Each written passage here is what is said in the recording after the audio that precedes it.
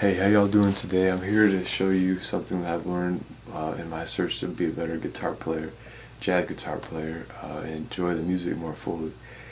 And that's to play along with records of great musicians. In this case, it's Oscar Peterson and Count Basie playing a song, or at least on YouTube, it's entitled Slow Blues. So if you look on YouTube, it would be Oscar Peterson and Count Basie Slow Blues. And I'm just playing quarter notes. And I'm going to just demonstrate once the basic idea and then go back and show you the specifics of what I'm doing and how it could help you get a better groove and just a better understanding of jazz. And it's a great way to practice too. So I'm just going to cue the track up right now and just play along just about a chorus. It's 12 bars. Show you what I'm thinking.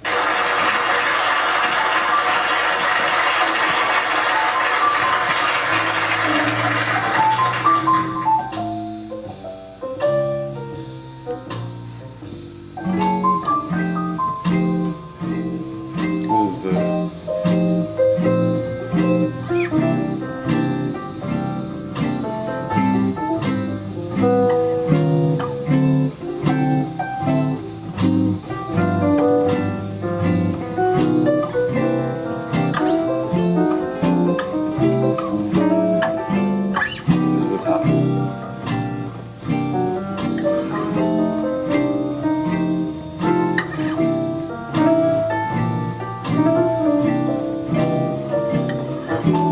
So I'm just trying to play along with the bass player. You may not be able to hear it so well on this.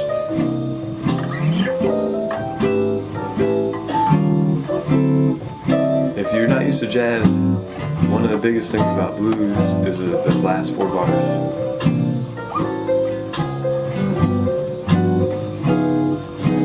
And it doesn't go 5 to 4. It goes 2 to 5, which is what a lot of jazz does. 2 5s. You hear about 2 5s.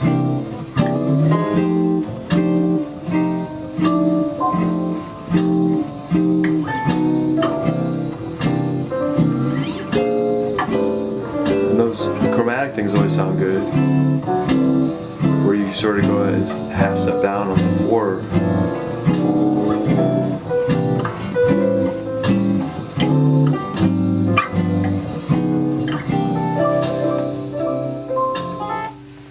So yeah, that's basically the idea. You just basically play along with recording. You can practice chords, you can practice soloing, you can practice learning all the little parts they do. Like the endings, the bass, what the bass is doing. But the main idea when you're first starting out is to build that solid foundation of a good groove. And I think one of the best ways to do that in a practice environment is to play along with really good music, such as this. This is a very classic thing, Count Basie, kind of doing a Freddie Reed thing. If you're just starting out and you want to know what chords I'm playing, I'm playing a bunch of chords when I was demonstrating, but what you could do is just play this one chord form. It's a 9th chord. It's this one right here. And I'll scoot up so you can see it. It's like this. And you can move that around for all the different parts of the song. So what it is for the C one, the C is right here on the 5th string. I'm going to just move even closer. I think that would probably be good. So this is the 5th string, 3rd fret, your middle finger. On the 4th string, 2nd fret, you put your 1st finger. And then on the G string, you're going to put your ring finger on the 3rd fret. And on the 2nd string, you're going to put your pinky. I'll have a diagram. I also have a website of this. So. Okay, and then what you're going to do is you're going to play that. I'm going to scoot up some here. You're going to play that, just following the chords. So there's 12 bars, and we're going to do 1 chord per bar. So first is C, and you slide up to the F on the 8th fret, back to the C, 3rd fret, again again, 4th bar, 5th bar, F, 6th bar, F, 7th bar, C, 8th bar, A. If you notice, I was playing it down here, but you can just play here. So if you know, it's just to focus on not the chord form, but just playing along with music. 9th measure is D, C. D was on the 5th fret, G is on the 10th fret, and then you go down to C,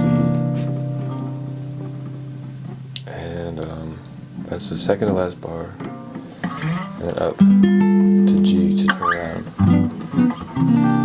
I just play G down here, and this is just a leading tone to here. So let's see. Oh yeah, there was one other turnaround. I always think in blocks of 4 measures, so there's 12 bars, so there's 3 parts. There's the first part, it's the 1 C basically. The second part goes up to F, and then back to C. And then there's the last bar of that is an A, which is basically a turnaround to the last 4 bars, which is you call it the turnaround too, but blues turnaround. In jazz, it's the D to the G, which we could say 2/5. In blues it would be and back to a G. But okay, so remember we're on the 9th bar, D, 10th bar, and then C for the 11th bar. You notice the first time they actually did something different. There's 2 turnarounds with these last 2 bars, which actually are 2 beats each. The first one was at C, and they go F, F minor, C. That's not the actual chords they use, but that's a simplified version. Just going. Obviously, it doesn't sound quite right because of the sort of voices, but it's good enough to play along with. And the other one is, so the first one is C to F, F minor, back to C, then to G. In jazz, they play it like this.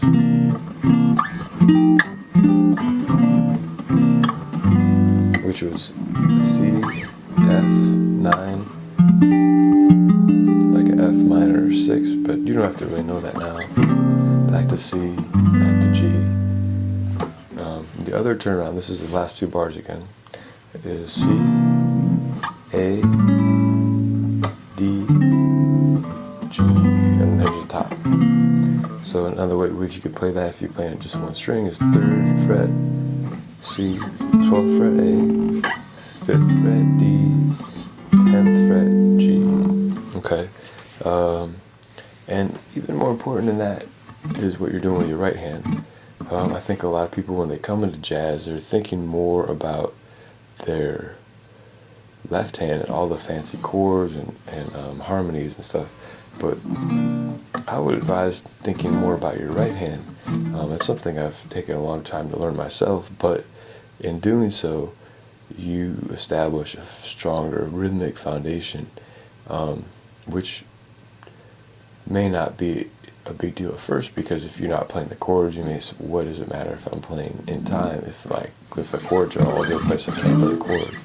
But you're going to eventually get the chords, and it's like you've been practicing with your right hand, which, I mean, that's pretty easy doing this. I'm just going like that. You can use a pick.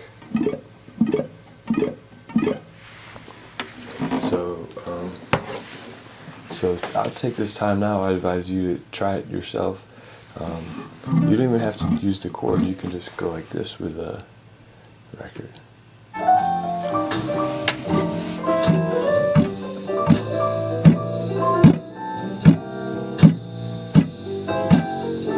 That's actually a pretty good way to see if you're in time.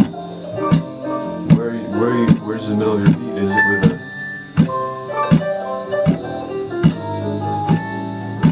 It's probably the drums.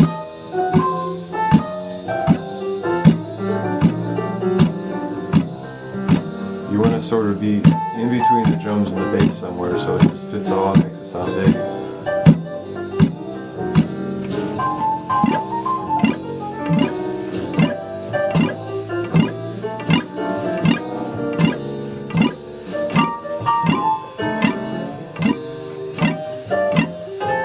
I always find I play ahead of the beat a little more the pick, but that could just be me, you know?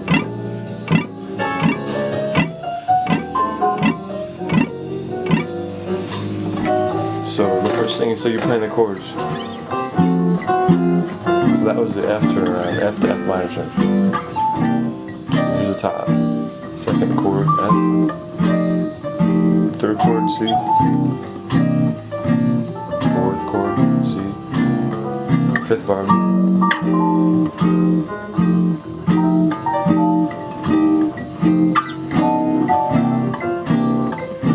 Here comes the A. I'm gonna play down here.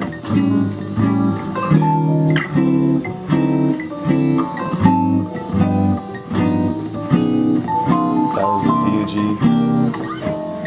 A, D, top.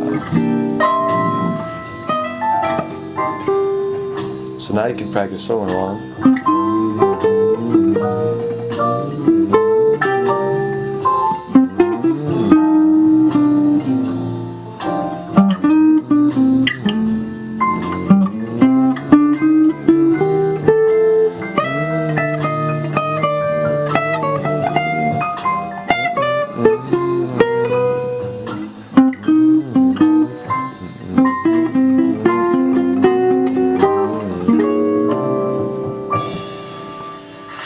So yeah, so I learned that from them.